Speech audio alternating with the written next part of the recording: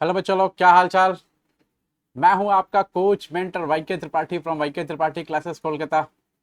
और आज मैं सीए फाउंडेशन सितंबर 25 का एग्जाम दे चुके बच्चों से बात करने आया हूं। आप पूछेंगे भैया ये अचानक क्या है, क्या है। तो देखो, आपको मेरे सिर के ऊपर दिख रहा होगा, ऐसा इधर दिख रहा, सीए फाउंडेशन सितंबर 25 एग्जाम एनालिसिस। देखो, बात ऐसी है कि सीए फाउंडेशन सितंबर 25 के एग्जाम हो गए खत्म, और एग्जाम के बाद क्या सिचुएशन है उसको एनालाइज करना बहुत जरूरी है, और फिर आगे की प्लानिंग कैसे करें वो बहुत जरूरी है, और उस प्लानिंग में हम आपके साथ किस तरह खड़े हो सकते हैं वो भी बहुत जरूरी है। तो इन सभी बातों को करने के लिए मैं आज आपके समक्ष आया हूं। तो सबसे पहले उन सभी लोगों से मैं रिक्वेस्ट करूंगा जिन्होंने भी अभी तक सब्सक्राइब नहीं किया है चैनल को, पहली बार वीडियो को देख रहे हैं, प्लीज आप सबसे आग्रह है सब्सक्राइब करें चैनल को। और सब्सक्राइब करने से क्या होगा पता है, आप और हम जुड़ पाएंगे। और बेल आइकन जरूर प्रेस कर देंगे, क्योंकि हमारा जो संवाद है, मतलब नोटिफिकेशंस मिलते रहेंगे आपको, और मैं जब भी ऑनलाइन आऊंगा तो आपसे बात हो पाएगी। तीसरी बात यह है कि जितना हो सके ये वीडियो शेयर करिए आप, क्योंकि शेयरिंग इज केयरिंग, पढ़ेगा इंडिया तभी तो बढ़ेगा इंडिया।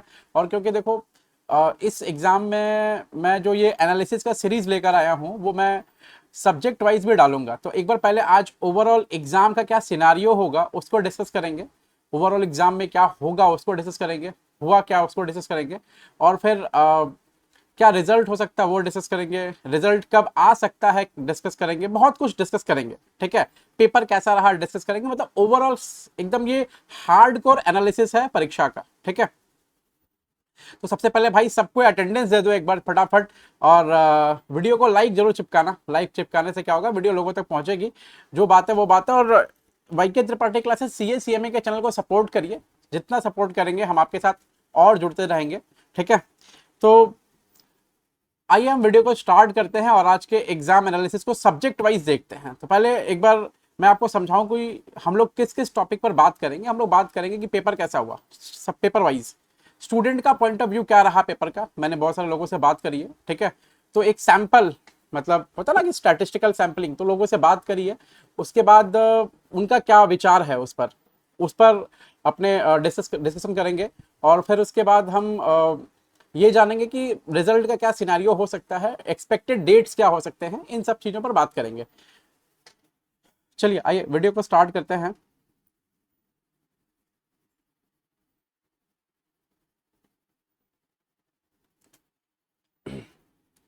तो आपको ये स्क्रीन दिख रहा होगा, वाईके त्रिपाठी क्लासेस सीए फाउंडेशन सितंबर 25 एग्जाम एनालिसिस। देखो, ये आपको दिख रहा है। तो ये जो एनालिसिस है, इस एनालिसिस में सबसे पहले हम ये बात करेंगे कि हमारा टॉक वन क्या रहेगा। देखो, मैंने चार पार्ट में, तीन चार पार्ट में डिवाइड कर रखा है, तो ये हमारा टॉक वन है। ये टॉक वन क्या रहेगा हमारा, एक सेकंड रुकना बच्चा लोग।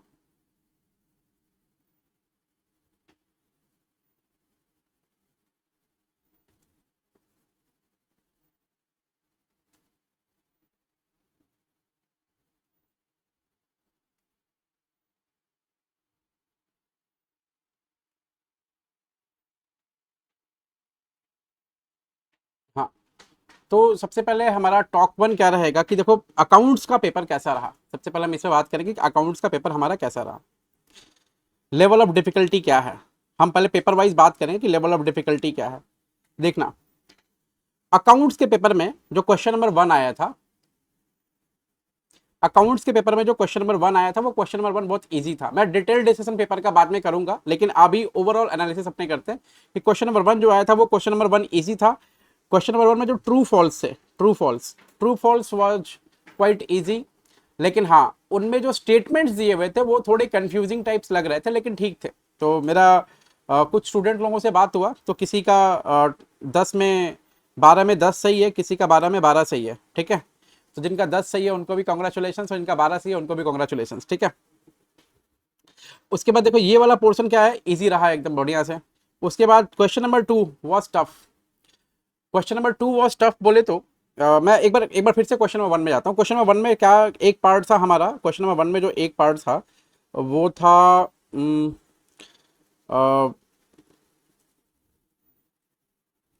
एक एक एक पार्ट था हमारा ट्रू फॉल्स, और दूसरा पार्ट था हमारा गैप के ऊपर में थियरी, और तीसरा पार्ट हमारा था डे बुक। तो देखो ये 20 नंबर ना क्वाइट इजी, ये बहुत सच में इजी थे 20 नंबर, तो ये अटेम्प्ट किए जा सकते थे इजीली अगर कोई दिमाग लगाता तो, ठीक है। उसके बाद क्वेश्चन नंबर 2, मैं टफ क्यों बोल रहा हूँ क्वेश्चन नंबर 2 में, मेरे पास पेपर होंगे एग्जाम के, मैं एक बार ओपन करता हूँ क्वेश्चन नंबर 2 को मैं टफ क्यों बोल रहा हूँ।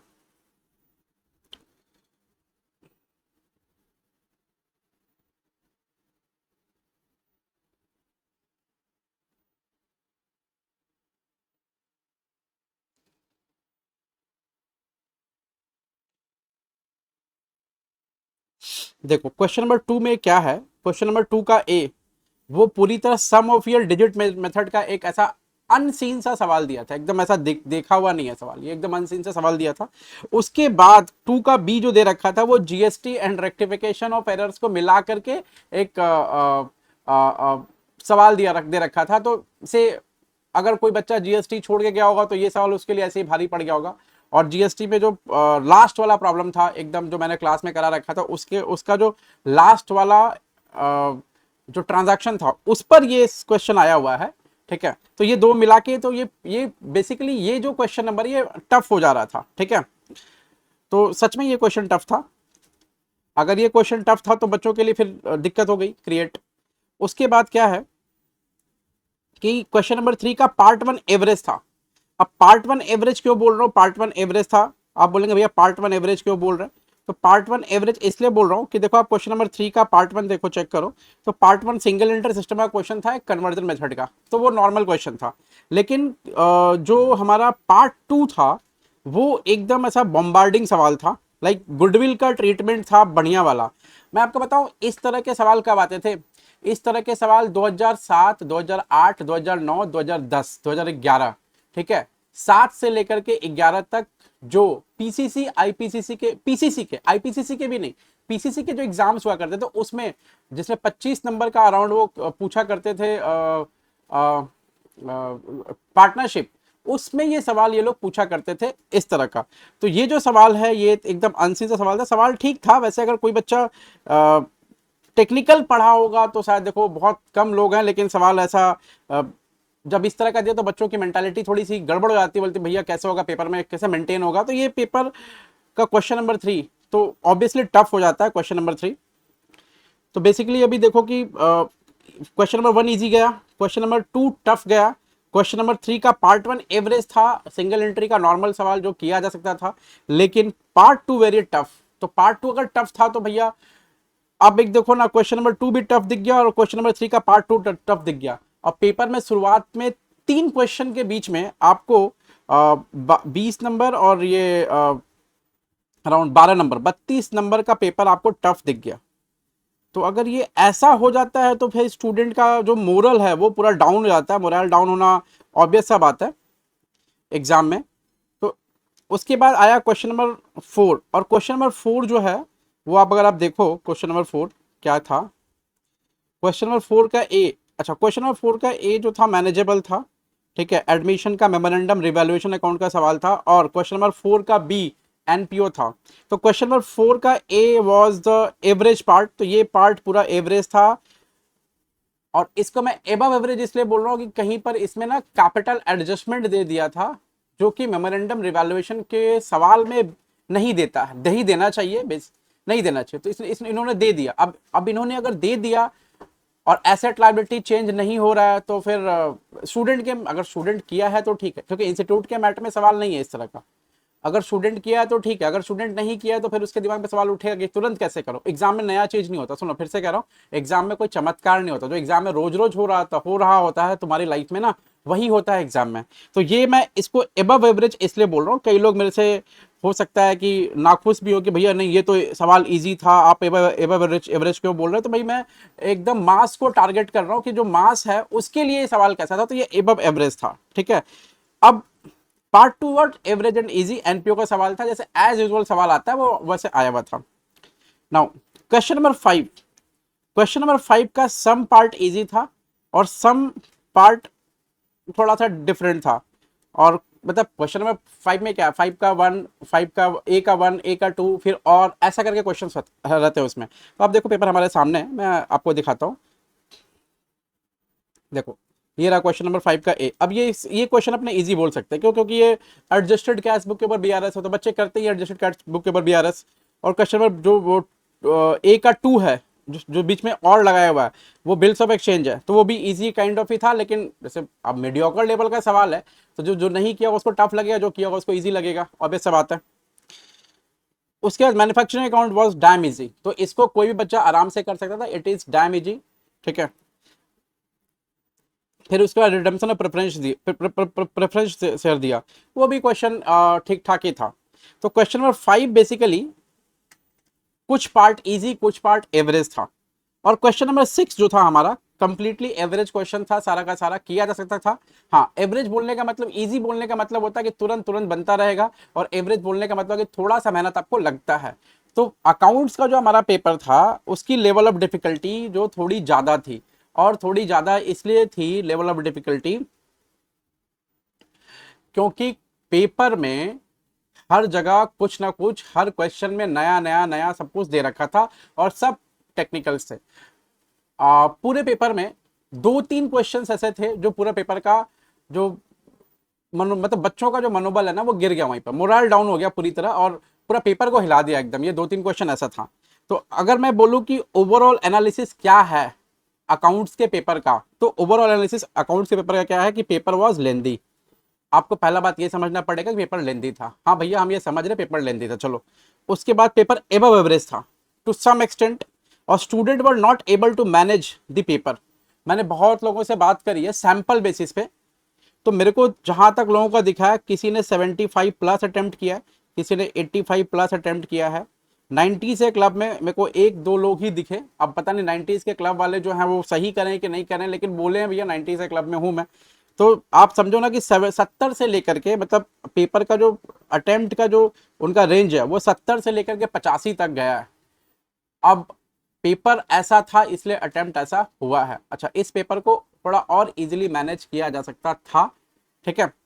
तो हमारा जो फाइनल जो इसका डिसीजन आया, उसका डिसीजन ये है कि पेपर लेंदी था प्लस पेपर एवरेज से ऊपर था। इसका मतलब ओवरऑल पेपर टफ हो गया हमारे लिए, ठीक है। पेपर फिर से कह रहा हूं, लेंदी था और एवरेज से ऊपर था, तो इसलिए पेपर टफ हो गया। अब आते हैं पेपर नंबर 2 की बात करते हैं। पेपर नंबर 2 हमारा लॉ का है, और लॉ का जो पेपर हमारा है उस पर मैं डिटेल वीडियो बनाऊंगा कंप्लीट एनालिसिस के लिए। Law is one of my favourite subject. तो लॉ का पेपर में क्वेश्चन नंबर 1 वाज इजी, ठीक है। Question number 1 was easy, question number 2 was tough, ठीक है। आप बोलेंगे भैया क्वेश्चन नंबर 2 टफ क्यों था, तो मैं इसके लिए अलग वीडियो बनाऊंगा, उसमें जाएंगे, बात करेंगे, पूरा होल सिलेबस एनालिसिस चलेगा उसमें। मैं आपको थोड़ा ग्लिम्स दिखाता हूं। देखो मैंने होल सिलेबस एनालिसिस करके रखा है कि कौन सा क्वेश्चन टफ था, कौन सा क्वेश्चन ईजी था, क्या दिक्कत थी, क्या परेशानी थी, सब कुछ इसमें डाल रखा है मैंने, ठीक है। अच्छा, उसके बाद क्या है, क्वेश्चन नंबर 3 जो था, पहला वाला पार्ट उसका एवरेज था, लेकिन सेकेंड पार्ट उसका बहुत टफ था क्वेश्चन नंबर 3 का। तो क्वेश्चन नंबर 3 का जो पहला वाला पार्ट था ना, 3 का ए, वो पार्टनर्स का पार्टनरशिप एक्ट पे था, और पार्टनरशिप एक्ट पे था, और वो माइनर का लाइबिलिटी और राइट्स पे बात कर रहा था, ठीक है। तो वो इजी था। लेकिन क्वेश्चन नंबर जो 3 का बी और 3 का सी था वो थोड़ा टफ गया। 3 का बी और 3 का सी टफ इसलिए गया कि वो एक तो ओपीसी का कन्वर्जन था, ठीक है। ओपीसी का कन्वर्जन था, प्राइवेट टू ओपीसी, और उस पर नॉमिनी के बारे में बात किया था। तो अगर प्लेन प्लेन भाषा में देखें तो जिसको याद है वो ठीक है, जिसको याद नहीं फिर आंसर वो नहीं दे पाएगा ठीक से, ठीक है। तो जो और सियोरिटी वाला जो क्वेश्चन था, सियोरिटी वाला जो क्वेश्चन था, गारंटी लायबिलिटी वाला, वो थोड़ा टफ था। अच्छा, क्वेश्चन नंबर 4 का पार्ट 1 एबव एवरेज था। अब 4 का पार्ट 1 क्या था मैं आपको बता देता हूं एक बार। 4 का पार्ट 1 था आपको इन्विटेशन टू एन ऑफर का था, और एक सोशल कॉन्ट्रैक्ट था बाल्फोर वर्सेस बाल्फोर के केस पे था। इसमें मैं डिटेल्ड वीडियो बनाऊंगा, ठीक है। लेकिन क्वेश्चन नंबर 4 का पार्ट 2 वाज इजी, सिर्फ टाइप ऑफ वो पूछा था, नेगोशिएबल इंस्ट्रूमेंट क्या होता है, ये सब पूछा था। तो ये भैया ये इजी पड़ गया आपके लिए, ऑब्वियस सा बात है। अब इजी पड़ गया तो आपको करने में भी अच्छा लगेगा। उसके बाद क्वेश्चन नंबर 5 का कुछ पार्ट इजी था एंड कुछ पार्ट एवरेज था। तो मोटा मोटी पेपर एवरेज बेसिस पे डाल लो इसको, क्वेश्चन नंबर 5 को। और question number 6 was completely on average basis, direct, बहुत टफ नहीं था, बहुत इजी भी नहीं था, लेकिन मीडियोकर लेवल पर ठीक था पेपर, ठीक है। तो फाइनल डिसीजन क्या आता है इसका कि ये पेपर था कैसा। Paper was easy average. Easy average बोले तो पेपर कुछ लोगों को इजी भी लगा होगा, कुछ लोगों को एवरेज लगा होगा। टफ तो मेरे को नहीं लगता किसी को लगा होगा, टफ लगना भी नहीं चाहिए क्योंकि टफ वाली कोई चीज थी भी नहीं इसमें। तो कुछ लोगों को इजी लगा होगा, कुछ लोगों को एवरेज लगा होगा। लेकिन पेपर का जो लेंथ था ना एंड पेपर सेटिंग का जो मैनर था वो इसको अनईजी बना दिया कुछ स्टूडेंट्स के लिए। आप बोलेंगे कि भैया आप ये क्या बोल रहे हैं, तो मैं ये सच बोल रहा हूं कि पेपर सेटिंग का जो तरीका था, मैंने पेपर देखा तो सीए फाउंडेशन का पेपर लॉ का इतना मोटा आया था मैं आपको सच बताऊं, सीए फाउंडेशन का लॉ का पेपर इतना मोटा होता नहीं है। और मैं जब डिटेल एनालिसिस करूंगा तो उसमें आपको दिखाऊंगा कि कितने नंबर का डायरेक्ट क्वेश्चन था, कितने नंबर का कौन कौन से चैप्टर से क्वेश्चन था। देखो मैंने यहाँ बना रखा है सारा चीज, आपको एकदम डिटेल में एनालिसिस करके बताऊंगा। तो इसके बाद की जो वीडियो होगी ना, आपको देखना होगा वो वीडियो की भाई वो जो एक बार एनालिसिस सीरीज आ रही है उस एनालिसिस सीरीज पर ये वीडियो कैसी रहेगी, ठीक है। तो पेपर बेसिकली इजी है, इजी और एवरेज दोनों तरह लगा, लेकिन पेपर का जो सेटिंग मैनर था, पेपर जिस तरह से सेट किया गया था उस सेटिंग मैनर के हिसाब से पेपर क्या हुआ, थोड़ा सा लेंदी बन गया। और लेंदी बनने से अब सीए फाउंडेशन के स्टूडेंट को जो 12 क्लास पास करके आया है उसको आदत नहीं है भाई इतना सारा केस स्टडी एक साथ देखने को और ऐसा इतना सारा पेज पलट के क्वेश्चंस देखने को, तो वो एक बार तो बच्चा परेशान, ठीक है। लेकिन ये था कि पेपर जब सेट कर रहे थे पेपर सेटर, तो उन्होंने ये ध्यान रखा कि जो केस स्टडी भी बना रहे हैं, कुछ कुछ केस स्टडी थोड़ी टफ लग रही थी, लेकिन कुछ कुछ केस स्टडीज ऐसी थी जिसमें यस नो करके हल्के प्रोविजंस लिखने थे, तो वो ठीक है, वो मैनेजेबल हो जा रहा था। तो इसीलिए पेपर जो है लेंदी होने के साथ साथ मैनेजेबल हो गया था। तो ओवरऑल एनालिसिस किया जाता है कि पेपर एवरेज था, इजी था, लेकिन बिट लेंदी था पेपर, ठीक है। तो इजी एवरेज प्लस लेंदी, तो इजी एवरेज प्लस थोड़ा सा लेंदी पेपर हो गया, ठीक है। अब आते हैं मैथ्स और इकोनॉमिक्स में एक साथ बात करते। देखो मेरा सब्जेक्ट नहीं है मैथ्स और इकोनॉमिक्स, ठीक है, लेकिन फिर भी फिर भी मैंने मैथ्स और इकोनॉमिक्स वाले जो सारे हमारे यहाँ पढ़ाते हैं ऑफलाइन सेंटर्स में, मैंने उनको बोल रखा है कि आप लोग इस पर एक थोड़ा सा मेरे को बताइए क्या करना है क्या नहीं करना है, क्या पेपर कैसा था वो लोग बताएंगे, मैं आपके लिए एक वीडियो बनाऊंगा उस पर। लेकिन मैथ्स और इकोनॉमिक्स पेपर जैसे मैंने पहले देखा, अपरेंटली पेपर किस तरह का था मैं बता दूं आपको कि as per the discussion with the students paper was manageable. जितने स्टूडेंट से बात किया मैंने, वो सभी स्टूडेंट ने कहा है कि पेपर भैया मैनेजेबल था इकोनॉमिक्स का। मेरे को एक स्टूडेंट ऐसे बोलता भैया पेपर का क्वेश्चन देखना है तो देख करके आंसर तुरंत तुरंत मेरे को समझ में आ जा रहा है। तो हमारे यहाँ के जो बच्चे हैं उनको पढ़ाने वाले सर है हमारे सीए रोहित राय, ठीक है, तो क्या बढ़िया पढ़ाते हैं सर, और ये सुन के और अच्छा भी लगा। उसके बाद some questions were easily answerable, ये भी बच्चों ने बोला कि भैया कुछ क्वेश्चंस इजीली आंसरेबल थे। अच्छा ये जो दोनों लाइन है ना, ये दोनों लाइन बच्चों ने दोनों सब्जेक्ट्स के लिए बोले, मैथ्स के लिए भी बोला और इकोनॉमिक्स के लिए भी बोला साथ साथ। तो आप समझो मैथ्स के पेपर भी, मैथ्स का जो पेपर आया था वो पेपर भी बहुत टफ नहीं था, बहुत इजी भी नहीं था, लेकिन पेपर वॉज मैनेजेबल, ठीक है। पेपर में बहुत सारे क्वेश्चन ऐसे थे जिसको आप ऐसा कैलकुलेटर में सॉल्व करके देखेंगे तुरंत आंसर आएगा। मैंने एक दो क्वेश्चन सॉल्व भी किया स्टैटिस्टिक्स का, जैसे एक स्टैटिस्टिक्स का था कोफिशिएंट ऑफ वेरिएशन पूछ रहा था एसडी मीन इनटू 100 वाला, तो मैंने उसको सॉल्व करके देखा, मेरा आंसर वन शॉट, मेरा जब मेरा आंसर वन शॉट आ गया तो बच्चों का आंसर वन शॉट आना ही है, ठीक है, क्योंकि बच्चे मेरे से ज्यादा मैथमेटिक्स जानते हैं अच्छा ठीक है। तो पेपर मैथ्स का और इकोनॉमिक्स का इजिली मैनेजेबल था दोनों के लिए, ठीक है, दोनों सब्जेक्ट्स के लिए था और बच्चे खुश भी थे। अच्छा तो इस पर एक क्या डिसीजन आता है, एक बार डिसीजन देखते हैं। डिसीजन हमारा डिसीजन जो चार्ट जो डिसीजन जो सुई है डिसीजन की वो क्या कहती है कि paper was easy and average, paper easy था, पेपर एवरेज था, पेपर इजी था, पेपर एवरेज था and it was manageable by most of the students. तो सभी स्टूडेंट के हिसाब से पेपर मैनेजेबल इजी सब कुछ था। अच्छा तो अभी हमने सारे पेपर्स का एनालिसिस किया, तो अभी क्या समझ आया, देखिए क्या समझ आया। अकाउंट्स के पेपर में हमने क्या समझा कि अकाउंट्स का जो पेपर था वो क्या था, थोड़ा लेंदी प्लस लेंदी पेपर, थोड़ा सा पेपर एबव एवरेज हो जा रहा था पेपर, ठीक है, एबव एवरेज पेपर हो गया था और पेपर लेंदी हो गया था। कुछ क्वेश्चन डालने की वजह से पेपर का जो थोड़ा ग्राफ था वो थोड़ा ऊपर चला गया। लॉ का पेपर में क्या बोला भैया, लॉ का पेपर नॉर्मल एवरेज पेपर था प्लस थोड़ा सा लेंदी, हल्का लेंदी मैं बोलूंगा। लेंदी क्यों बोल रहा हूँ, क्योंकि बहुत सारे केस स्टडीज थे और बहुत केस स्टडीज, छोटा छोटा केस स्टडीज कम, नंबर कम, केस स्टडीज बड़ा हो गया था, कंटेंट थोड़ा लिखना था, इसलिए मैं लेंदी बोल रहा हूँ। मैथ्स और इकोनॉमिक्स, मैथ्स और इकोनॉमिक्स का पेपर जो था वो अच्छा था, मैथ्स और इको का पेपर वो अच्छा था। तो यहां से ये अच्छा पेपर था, अच्छा मतलब अच्छा, सच में अच्छा, मैं अच्छा लिखता हूं हिंदी में, अच्छा था। तो इसका मतलब है कि अगर आप नंबर यहां से गेन करते हैं मैथ्स और इकोनॉमिक्स में से, और लॉ में से अकाउंट्स में थोड़ा कम नंबर भी आता है, 50 के करीब, अगर मतलब किसी का खराब भी गया तो 45-48 भी आता है, तो भी आपका ओवरऑल में पास होने का चांसेस हाई होता है। ठीक है, तो ये हमारा ओवरऑल एनालिसिस था किसका, क्वेश्चन पेपर्स का। अब आते हैं, हमारा टॉक नंबर 1 खत्म हुआ, टॉक नंबर 2 की तरफ आते हैं कि भैया टॉक नंबर 2 जो हमारा एक्सपेक्टेड रिजल्ट का डेट क्या है। एक्सपेक्टेड रिजल्ट का हमारा डेट क्या है, इस पे बात करेंगे। तो एक्सपेक्टेड रिजल्ट का जो हमारा डेट है, देखो सितंबर 25 का जो एग्जाम है उसका इस बार का जो रिजल्ट है वो आने का चांसेस है फर्स्ट वीक ऑफ नवंबर में। अब हो सकता है कि ये नवंबर के पहले भी आ जाए, ठीक है, लेकिन मेरे ख्याल से लगता है कि 3 तारीख से लेकर के 7 तारीख के बीच में इनका जो रिजल्ट है वो आ जाना चाहिए। ठीक है, तो ये एक्सपेक्टेड रिजल्ट का हमारा डेट है। ठीक है, टॉक नंबर 3 क्या है कि एक्सपेक्टेड रिजल्ट का परसेंटेज क्या होना चाहिए भैया। देखो I am nobody to say कि कितना परसेंट रिजल्ट होगा, ठीक है, लेकिन ये it is just my opinion. कोई भी बच्चा या इंस्टीट्यूट, भाई इस पे ध्यान, मतलब आप लोग इस पे बस, ये एक्सपेक्टेड है, मतलब ये माय ओपिनियन और ये एक्सपेक्टेड है, ये एक एंटीसिपेशन है बेसिकली, आप कह लो तो एक एंटीसिपेशन है, और एंटीसिपेशन करने का हक सबको है।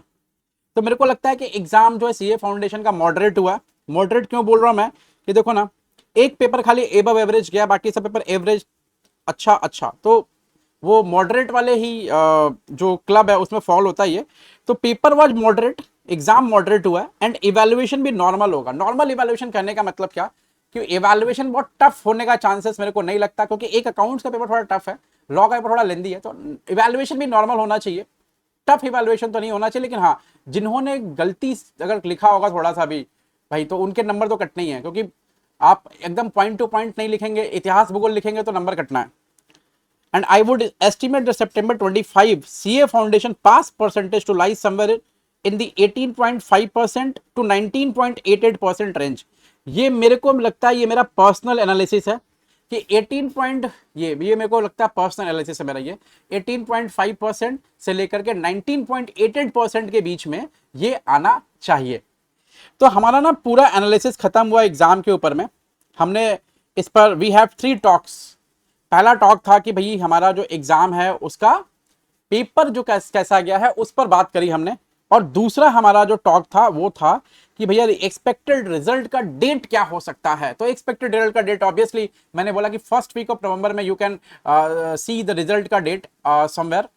उसके बाद में हमारा एक्सपेक्टेड रिजल्ट का परसेंटेज, मैंने बोला कि एग्जाम मॉडरेट है, इवैल्यूएशन भी नॉर्मल होगा, तो एक्सपेक्टेड रिजल्ट का परसेंटेज 18.5 से लेकर के 19.88% तक हो सकता है। मैं बहुत क्लोज मार्जिन दे रहा हूं, ठीक है, 1-1.25% का मार्जिन दे रहा हूं मैं कि इतने में होना चाहिए। अच्छा, अगर रिजल्ट टफ हुआ तो फिर वो मार्जिन गिरेगा, अगर तो मैं बता रहा हूं कहां जाके गिरेगा। अगर रिजल्ट सच में टफ हुआ तो 16.5% के आसपास गिरेगा, ठीक है, अगर रिजल्ट टफ हुआ तो, ठीक है, 15% नहीं जाएगा, 15.5 भी नहीं जाएगा, 16 या 16 के ऊपर ही रिजल्ट रहेगा, ये फिक्स है एकदम। तो बच्चों लोग, आपको ये वीडियो कैसा लगा मेरे को बताइए जरूर, और सभी लोग please share this particular video, ठीक है।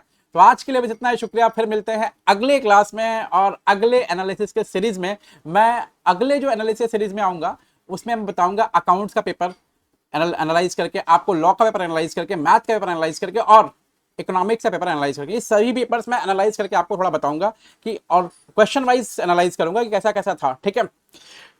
आप लोग प्लीज शेयर करिए और वेट करिए अगले वीडियो का, बहुत ही जल्द आने वाला है। तब तक बने रहे हमारे चैनल पे। Thank you so much. आज के लिए बस इतना ही, शुक्रिया। फिर मिलते हैं अगली क्लास में, तब तक अपना ख्याल रखें। Bye, good night.